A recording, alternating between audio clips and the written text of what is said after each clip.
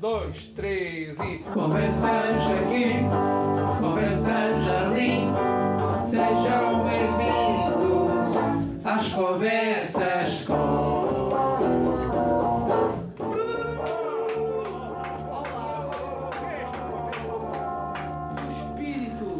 Olá, sejam bem-vindos e bem-vindas às Conversas sobre Autismo, podcast da Federação Portuguesa de Autismo, um projeto cofinanciado pelo Programa de Financiamento a Projetos pelo INR.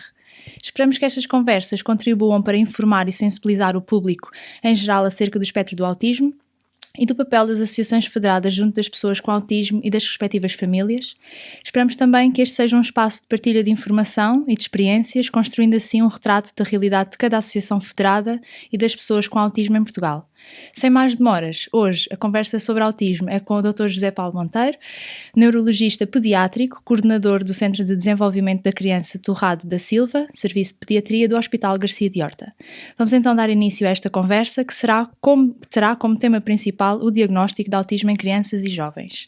Dr. José Paulo Monteiro, muito obrigada por ter aceito o nosso convite com tanta disponibilidade e prontidão, apesar de ter uma agenda bastante preenchida, respondendo-nos logo que sim e que aceitava o nosso convite, por isso muito obrigada.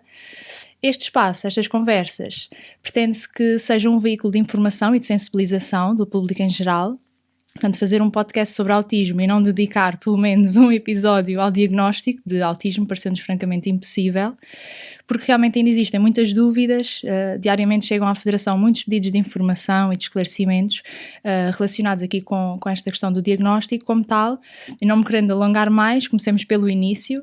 O que é isto da neurodiversidade? O que é isto de um cérebro neurotípico e neuroatípico? Bom, em primeiro lugar, muito obrigado pelo convite. É realmente por isso que estou aqui, aquilo que se puder partilhar a experiência que temos. Eu trabalho no Centro de Desenvolvimento da Criança Torrado da Silva, no Hospital Garcia de Horta, que está integrado no Sistema Nacional de Saúde, um centro público onde fazemos um trabalho em equipa dedicado justamente ao diagnóstico e ao tratamento de várias situações do desenvolvimento e da neurologia. O que é um cérebro atípico e o que é um cérebro atípico? Todos nós somos únicos na nossa diversidade. Cada um de nós tem um perfil único, particularidades próprias e não há duas pessoas iguais. Dentro da neurodiversidade há um grupo que, na verdade, é um pouco mais particular, no sentido em que reúne um conjunto de sinais e sintomas e, sobretudo, mais dificuldades em certas áreas do desenvolvimento, nomeadamente na comunicação, na interação social, na linguagem. Esse grupo, que é um grupo, digamos, particular, mas ao mesmo tempo são comuns, são parecidos, mas também são todos diferentes, porque tal e qual como nós encontramos na rua pessoas com pele clara ou cabelo castanho, altas ou baixas, também no desenvolvimento, também no comportamento, todos nós somos únicos. Esse grupo de crianças, esse grupo de jovens que têm dificuldades na interação, na comunicação social, na linguagem, que têm por vezes interesses um pouco mais restritos, nós fomos, digamos, tentando classificá-los dentro das perturbações do espectro do autismo. É, sem dúvida, um grupo muito heterogéneo. Já vamos falar também disso à frente, mas tem, sem dúvida, também um conjunto de características comuns, embora cada um seja diferente, cada um tem uma circunstância própria, cada um tem uma família particular, cada um tem forças e fraquezas e cada um tem um percurso individual. E obviamente que o objetivo é tentar perceber que dentro do sistema nervoso central, dentro da nossa forma de ser e de estar e de comunicarmos, cada um tem uma interpretação própria, cada um tem um perfil que se afasta um pouco daquilo que é típico, digamos, da população em geral. Esse perfil atípico, com essas áreas um pouco mais fracas, nós podemos dizer que está dentro do espectro do autismo. Uhum. Portanto, para quem nunca ouviu falar o que é o autismo, o que é que nós podemos, de que forma é que nós podemos explicar? Podemos explicar exatamente tendo áreas do seu desenvolvimento que são um pouco mais fracas e que se afastam um pouco da média. Não há um teste, não há um limite claro, não há uma análise, uma ressonância, um EEG que diga se é ou não autismo. essa é uma das enormes dificuldades do diagnóstico. E obviamente que em cada criança nós colocamos o diagnóstico, é difícil colocá-lo logo numa primeira consulta. E por vezes não é só um técnico isolado que consegue fazer o diagnóstico. Tem muitas vezes que ser um trabalho de equipa e tem que ser muitas vezes um médico que tem que pedir ajuda a um psicólogo, a um terapeuta, ou a um professor, ou um educador especializado. E é desse conjunto de avaliações que se constrói um diagnóstico. Numa forma muito grave de autismo, nós podemos fazer um diagnóstico precocemente. Nas formas mais ligeiras, pode ser mais difícil fazer o diagnóstico ou podem-nos chegar até mais tardiamente. Portanto, o diagnóstico é um diagnóstico sempre difícil, complexo, requer uma integração de várias opiniões e de vários técnicos para se conseguir formar um diagnóstico. Sendo o doutor pediatra de formação, estávamos a falar aqui na questão dos primeiros sinais, sendo em idade inicial, nos primeiros anos de vida, quais são esses primeiros sinais que os pais, por exemplo, que nos possam estar a ouvir, pais, cuidadores, possam estar mais alerta, mais atentos? Quais são esses primeiros sinais? Isto numa primeira infância, numa primeira fase. Numa primeira fase, alguns sinais podem ser, digamos, de alguma forma sugestivos, embora por vezes podem-nos também falsamente induzir em diagnóstico, ou seja, nem tudo o que se afasta do desenvolvimento típico é um autismo. Portanto, é necessário ter algum bom senso, prudência, antes de falar com os pais, mas ao mesmo tempo é importante não deixar passar alguns sinais. Por exemplo, uma criança, um bebê pequenino que olha pouco a sua mãe, mesmo na alimentação, nos primeiros meses de vida, ou que não reage quando a mãe o chama, quando a mãe olha para ele e que está constantemente a desviar o olhar, ou que não sorri quando a mãe sorri para ele. Portanto, esses primeiros sinais de dificuldades de comunicação e de interação social no bebê pequenino podem ser os primeiros sinais. Mais tarde, a partir do primeiro, segundo ano, quando começa a desenvolver-se a linguagem, a capacidade de comunicar, a capacidade de fazer o gesto, e obviamente são aí sinais também que podem pôr alguma suspeita nessa área do autismo. Um bebê pequenino que não aponta, um bebê pequenino que tem uma grande pobreza de gestos, de dizer o adeus, de fazer o gesto do beijo, de imitar uma gracinha, de começar a dizer as primeiras palavras. E obviamente que qualquer criança que tem um atraso na linguagem, quer verbal, quer não verbal, porque o gesto é a primeira linguagem não verbal, preocupa-nos, claro. Outro sinal que preocupa, além dessas dificuldades que eu já referi, é, por exemplo, uma criança que tem uma certa evolução já a nível da comunicação, a nível de gestos, a nível de linguagem, e que depois faz uma regressão e que perde algo da comunicação que já tinha, seja ela verbal ou não verbal. Esse é outro sinal que nos preocupa. Portanto, eu diria que nesses primeiros, digamos, 2 anos de vida, são principalmente essas 3 áreas. Portanto, a dificuldade na comunicação verbal, não verbal e uma regressão. São os 3 primeiros sinais que nós preocupamos numa criança pequenina. Mais tarde há outros sinais. Mas na primeira infância penso que são esses os sinais a estar assim mais alerta e mais atento. E qual a importância deste diagnóstico precoce? Pronto, porque é que é importante diagnosticar precocemente? Diagnosticar precocemente é fundamental e é também muito difícil, porque os sinais precoces podem surgir num conjunto de situações diferentes. Não é? Uma criança que tem, por exemplo, um atraso de linguagem, uma criança que tem uma otite serosa, uma criança que tem uma situação ou de negligência ou de pouca estimulação, uma criança imigrante que chegou a Portugal, não está sequer integrada nem inserida no ambiente escolar. Tudo isso são situações que também trazem essas dificuldades de comunicação e de interação social. A importância de intervir precocemente é que o nosso cérebro tem uma grande plasticidade. E se nós conseguirmos atuar cedo, conseguirmos estimular essas áreas do desenvolvimento que estão mais abaixo, quanto mais cedo for a intervenção, melhor será a evolução dessa criança. E, portanto, diagnosticar precocemente é fundamental, é também difícil e, obviamente, é também crucial para aquela criança. Nós vamos poder modificar o rumo que aquela criança vai seguir, se conseguimos fazer um diagnóstico e uma intervenção precoce. A grande dificuldade no nosso país é que é difícil chegar aos médicos e aos técnicos precocemente e, por vezes, quando temos esse diagnóstico, quando temos essa suspeita, muitas vezes há pouca intervenção a oferecer. E essa é uma área que o nosso país tem ainda lacunas muito, muito importantes, quer na dificuldade no acesso ao diagnóstico, quer na dificuldade no acesso à intervenção. E é verdade o que disse, que é fundamental a intervenção ser feita cedo, mas ao mesmo tempo é difícil ainda de implementar no nosso país, mas não podemos perder a esperança. Sim, sim. E precisamente neste sentido, o doutor já falou um bocadinho nisto, porque esta questão do diagnóstico é talvez tudo o que o envolve. As perguntas que mais chegam à Federação são: quem faz este diagnóstico? Como é que este diagnóstico é feito? Quais os critérios de diagnóstico? Que instrumentos são utilizados? Ou seja, como é que esta avaliação é feita? Por quem? Onde? E a partir de que idade? O doutor já referiu, aqui nesta primeira fase de vida.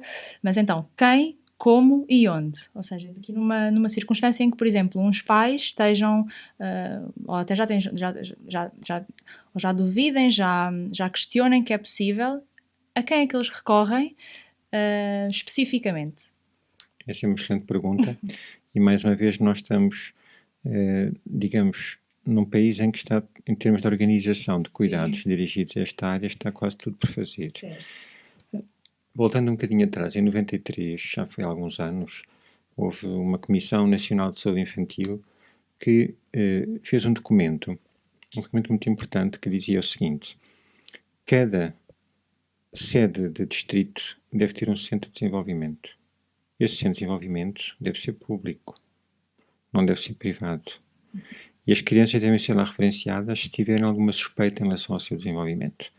Infelizmente, de 93 para cá, com raríssimas exceções, das quais Coimbra e Almada talvez sejam as exceções principais, esse documento nunca foi implementado. Idealmente deve ser feito, mas contamina o sistema público, idealmente por uma equipa. E tem que ser uma equipa que obviamente reúna médicos, pediatras, neurologistas, psicólogos, terapeutas, educadores. Deve ser um conjunto de técnicos ligados, quer à parte da saúde, quer à parte da educação, quer à parte da reabilitação. Esses centros multidisciplinares, infelizmente, existem a nível privado, existem muito poucos a nível público e têm, infelizmente, um grande tempo de espera, talvez por serem poucos. Infelizmente, também, manter as equipas reunidas com as poucas condições que são dadas também é difícil. E o que acontece é que muitos pais estão à procura e estão perdidos e não têm forma de chegar a uma equipa que os avalie. Não deve ser um único médico ou um único técnico sozinho a fazer o diagnóstico.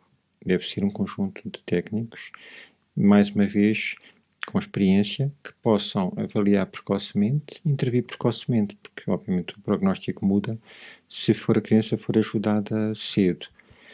Obviamente que a minha resposta não ajuda a maioria dos pais, não é? Mas, na verdade, temos todos que tentar lutar em conjunto para que as crianças tenham acesso, quer a uma consulta de desenvolvimento, quer a um conjunto de técnicos que façam essa avaliação para depois poder realmente intervir. E relativamente às causas? Causas. Causas e prevalência. Essa é uma excelente pergunta. São dois tópicos que eu acho que dariam para um episódio inteiro. Podemos ficar a falar aqui o resto da tarde sobre isso. Sim. Sobre a prevalência, primeiro. A prevalência parece que está a subir.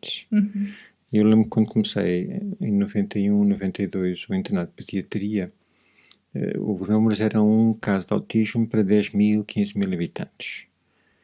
O ano passado, o número subiu para 1 em 59. Números de Estados Unidos? Números americanos. Ora, 1 para 59 é assustador.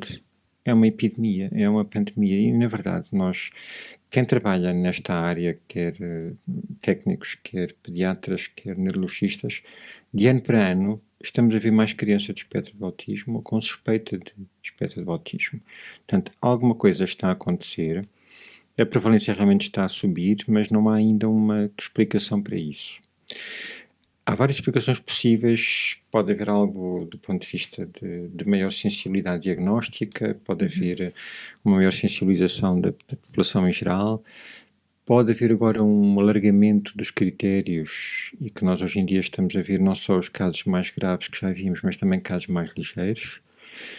Pode haver algo do ambiente que nós ainda não identificamos, associado a alguma vulnerabilidade genética. Não há ainda uma explicação única. Há estudos que falam um bocadinho da idade mais avançada dos pais, há estudos que falam sobre situações ligadas à fertilização in vitro, com situações de grandes prematuros que sobrevivem e que anteriormente não sobreviviam. Portanto, há provavelmente um conjunto de explicações para o aumento da prevalência. Há quem também imagine, há quem também coloque a questão e a hipótese da nossa sociedade ter mudado nos últimos anos a forma como comunicamos uns com os outros. O facto de haver menos experiências sociais, de haver mais isolamento, de haver mais tempo de ecrãs na vida das crianças, poderá eventualmente, se houver uma suscetibilidade genética, aumentar essa prevalência. Mas são ainda hipóteses, portanto, para ser honesto em relação à sua pergunta, temos que dizer que não sabemos ainda. Temos no âmbito das hipóteses que, na verdade, a prevalência está a subir. Está.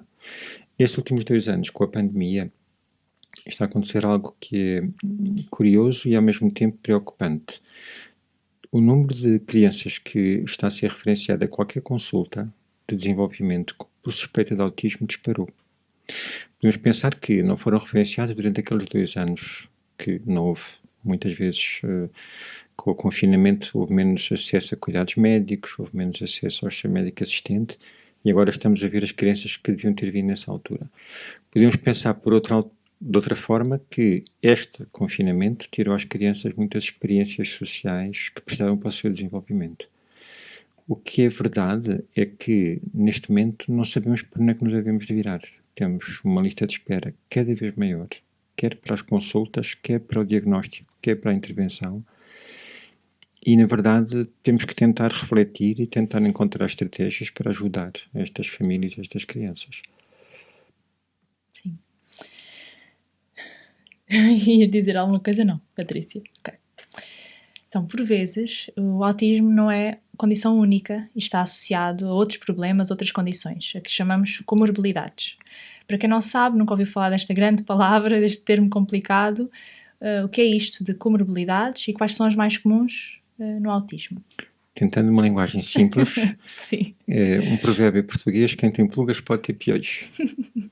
E, na verdade, quem tem uma situação deste género do desenvolvimento pode, muito frequentemente, ter outras patologias do desenvolvimento associadas.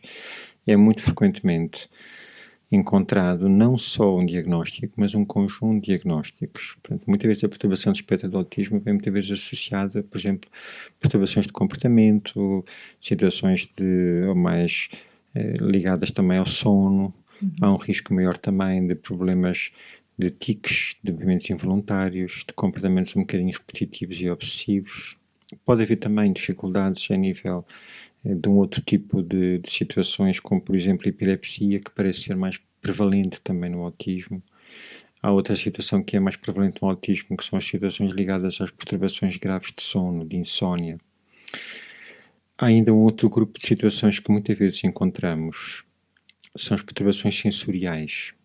Ou seja, são crianças que têm uma enorme sensibilidade tátil, uma enorme sensibilidade auditiva, uma enorme sensibilidade gustativa. E isso também é frequentemente encontrado, é uma comorbilidade significativa e que muitas vezes dificulta a intervenção, porque, por exemplo, tolera muito mal o ruído, tolera muito mal o refeitório, tolera muito mal uma creche com muitas crianças a fazerem barulho ao mesmo tempo.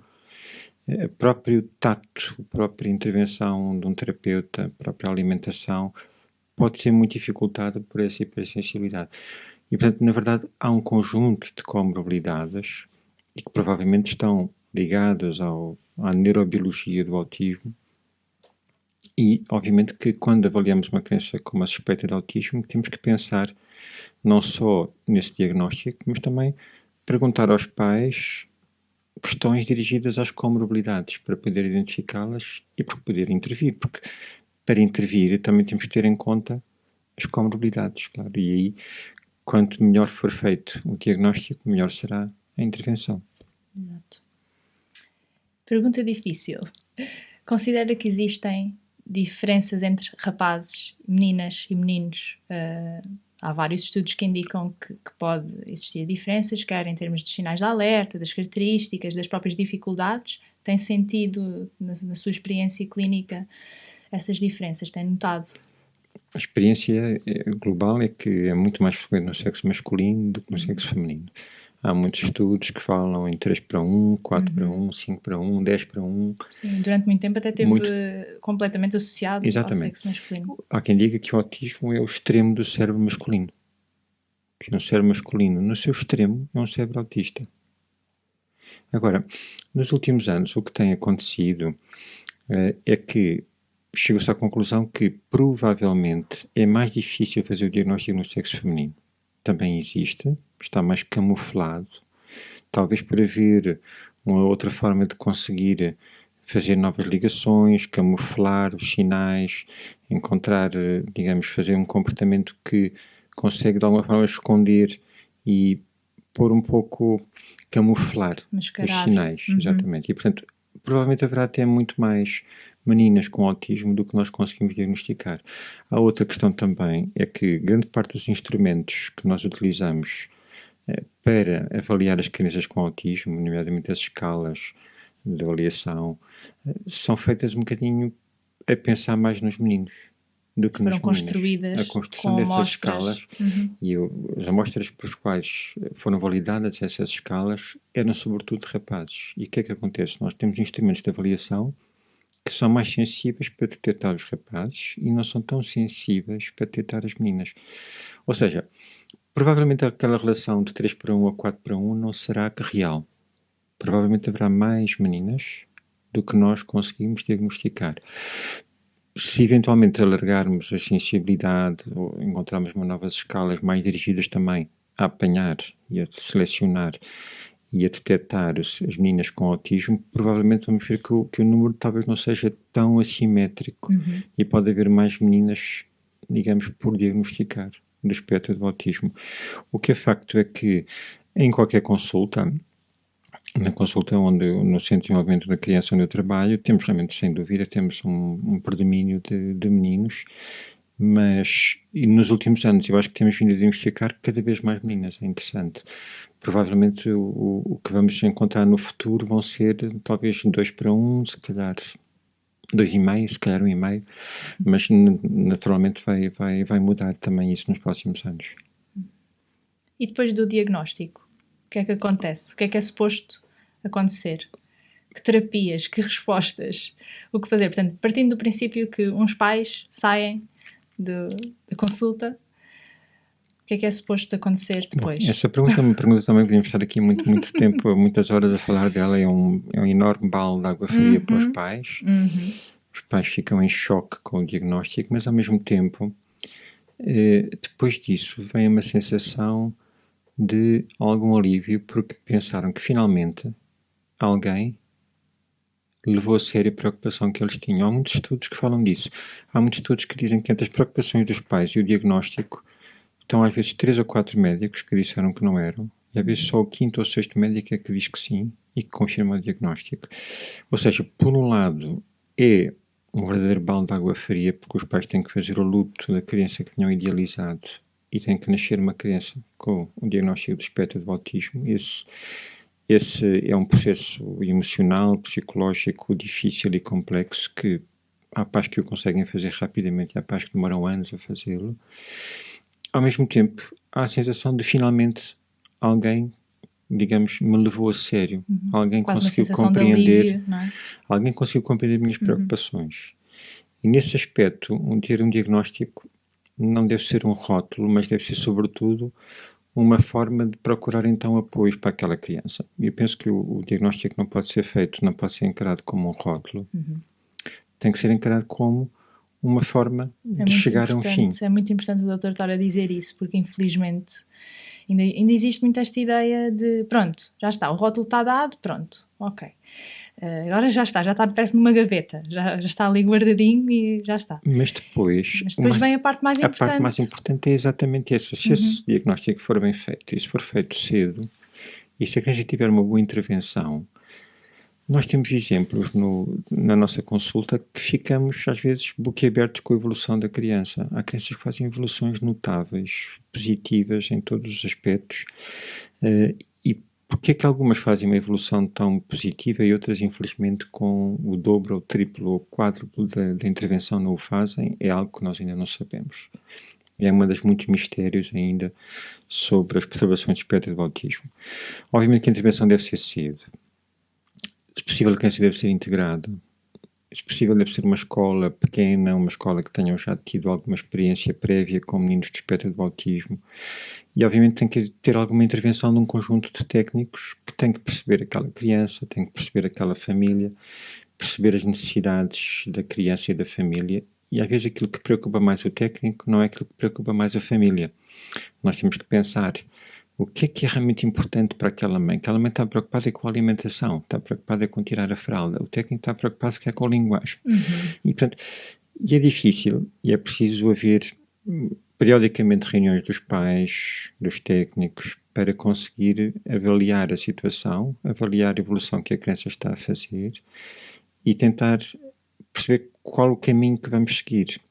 E o caminho que vamos seguir ao 1 ano e meio é diferente do que é aos 3 anos, ou que é aos 4, ou aos 5, ou aos 10, ou aos 15. Portanto, periodicamente é necessário parar, fazer a ponto da situação e perceber para onde é que vamos daqui para a frente. Que técnicos é que são necessários? Bom, assim, num país ideal, a criança devia ter esses apoios através da intervenção precoce no local onde está integrada. As equipes de intervenção precoce deviam ter educadores, deviam ter técnicos de terapia ocupacional, técnicos de terapia da fala. Um psicólogo que também falasse com a criança e com os pais, que os ajudasse nesta aceitação do diagnóstico, a criar estratégias para chegar aos objetivos.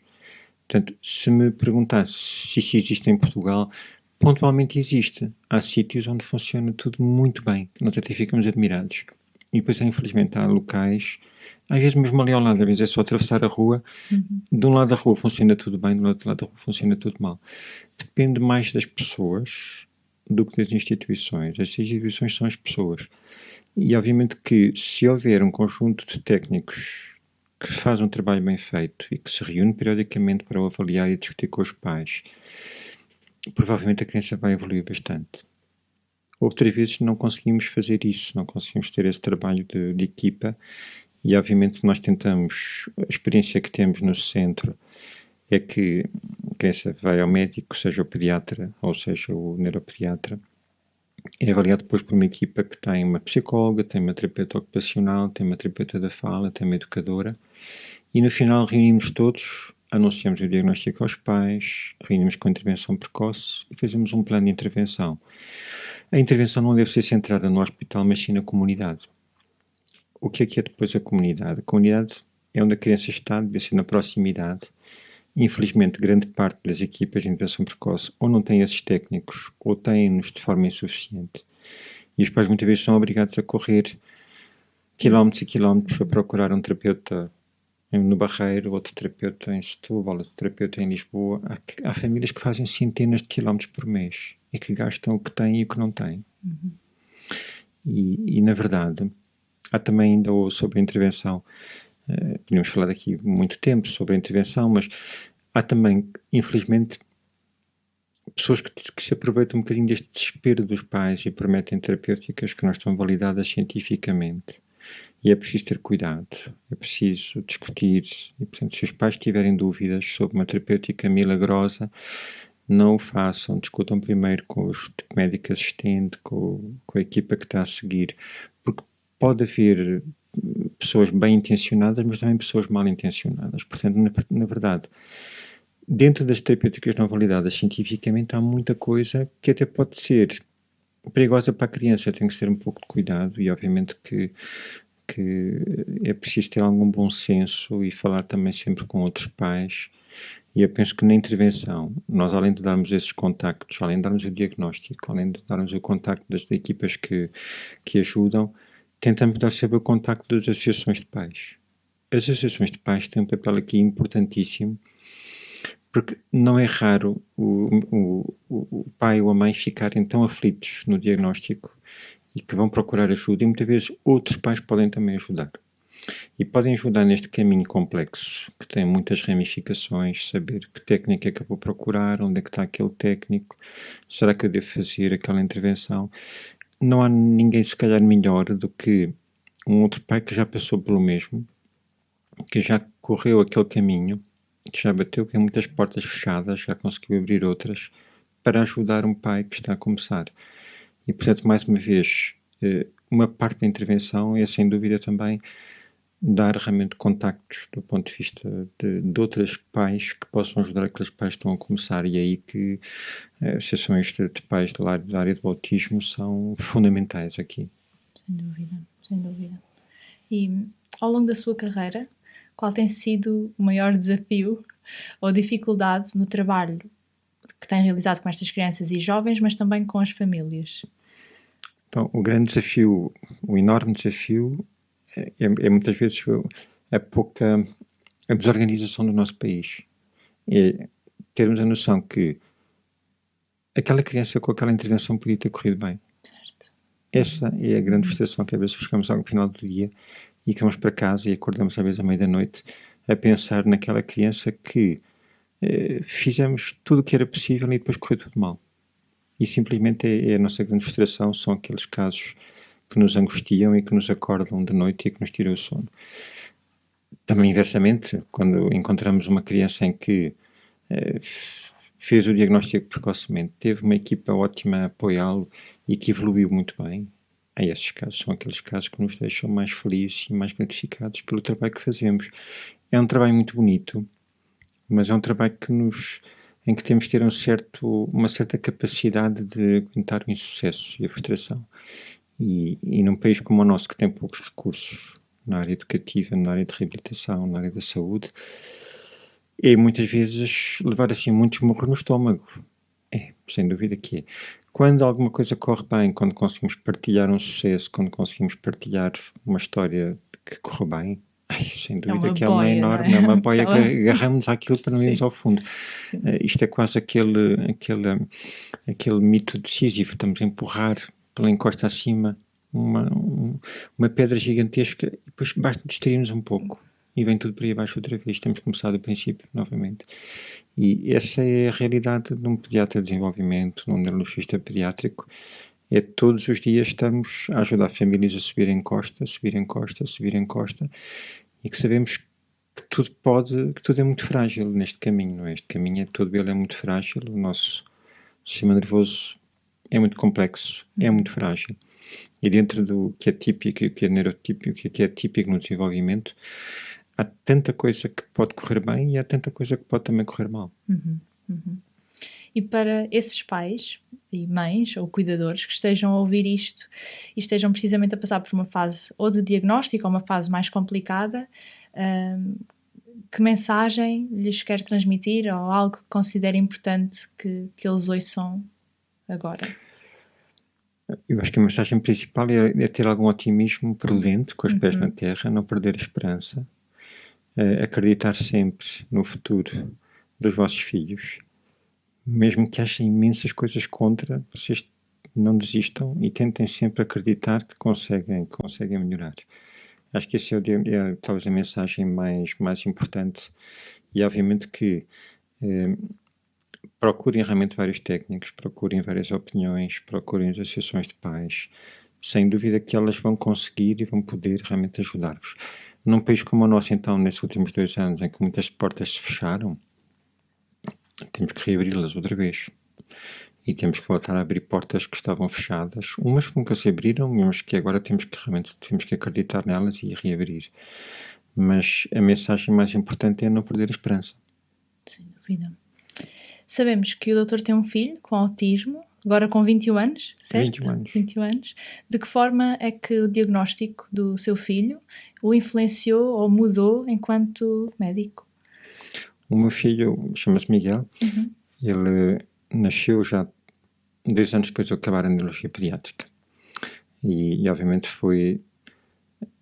era o meu terceiro filho neste momento, portanto já tinha 2 filhos que estavam a evoluir muito bem, e o Miguel, quando nasceu, ao fim de 1 ano, 2 anos, percebemos que havia realmente questões no diagnóstico, no desenvolvimento que faziam colocar essa hipótese. Eu penso que, como qualquer pai, no início nós não queremos bem acreditar o que está a acontecer. Depois é ao contrário, quando percebemos o que está a acontecer, procuramos tudo e todos e ajudar precocemente e na verdade, eu acho que, por um lado, o Miguel teve, digamos, alguma sorte porque nasceu numa meio de família onde rapidamente se procurou ajuda, onde rapidamente teve ajuda e intervenção. Por outro lado, como pai, como técnico, eu acho que cresci muito a partir da altura em que nasceu o Miguel, porque muitas daquilo que um pai sente quando chega ao diagnóstico e quando procura ajuda, isso eu também o senti. E obviamente essa capacidade, essa experiência de estar dos 2 lados, não é? De estar do lado de técnico e de pai, sem dúvida que foi uma riqueza, foi algo que obviamente que me ajudou muito e que em cada família com quem falo e quem faço consulta, eu sinto que isso de alguma forma pode realmente ajudar. Do ponto de vista prático, eu acho que qualquer médico devia passar um bocadinho para o lado do doente. E obviamente que isso fazia bem em qualquer médico, em qualquer doença, qualquer que ela fosse. Neste caso concreto, sem dúvida que eu penso que foi importante para mim, também foi importante para o Miguel, também foi importante para os irmãos e para a mãe. Não deixa de ser difícil, não deixa de ser um caminho longo. Atualmente ele terminou o 12º ano, está agora numa fase em que não tem, de certa forma, uma saída do ponto de vista profissional. Portanto, já está a fazer vários cursos, os cursos são limitados no tempo, como a maior parte dos pais sabem. Há muitos intervalos entre um curso e a etapa seguinte, e neste momento também aí eu estou a aprender, também aí obviamente mais uma vez essa aprendizagem também permite perceber melhor o que é que a maior parte dos outros pais sentem. Na verdade é um caminho longo e nós, aquilo que eu digo aos pais que nos procuram e que nós estamos com eles nessa caminhada, muitas vezes temos que estar ao lado deles, não é estar à frente deles, nem atrás deles, é estar ao lado deles. E, obviamente, à medida que a criança vai crescendo, vai encontrando novas dificuldades, novos desafios, há problemas novos que aparecem, há uns mais antigos que se vão resolvendo, e obviamente que o médico está nessa caminhada ao lado dos pais. Para terminar este podcast, tenho uma pergunta para si. Em relação ao seu filho Miguel, qual é o maior desejo? Essa é a pergunta mais difícil de todas. Patrícia fez a pergunta mais difícil. A Patrícia faz sempre as mais difíceis. Bom, Patrícia,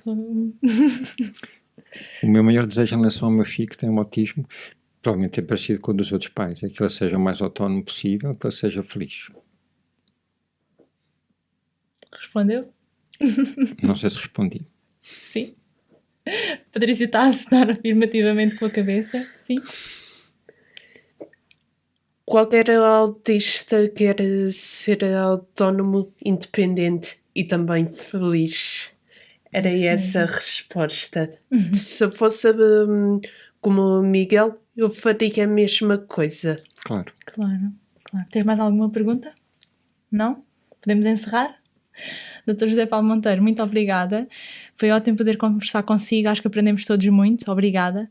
Para quem nos está a ouvir, se gostaram desta conversa, partilhem nas vossas redes sociais para chegarmos ainda a mais pessoas. Deem-nos o vosso feedback, é muito importante para nós. Podem fazê-lo através das nossas redes sociais, Facebook, Instagram, YouTube. Ativem o sininho no Spotify e no YouTube para receberem as notificações sempre que sair um novo episódio. E claro, visitem o nosso site e subscrevam a nossa newsletter para se manterem a par das notícias da Federação e das nossas associações federadas. Muito obrigada. Encontramos-nos na próxima conversa sobre autismo. 1, 2, 3 e... Conversas aqui, conversas ali, sejam bem-vindos às conversas com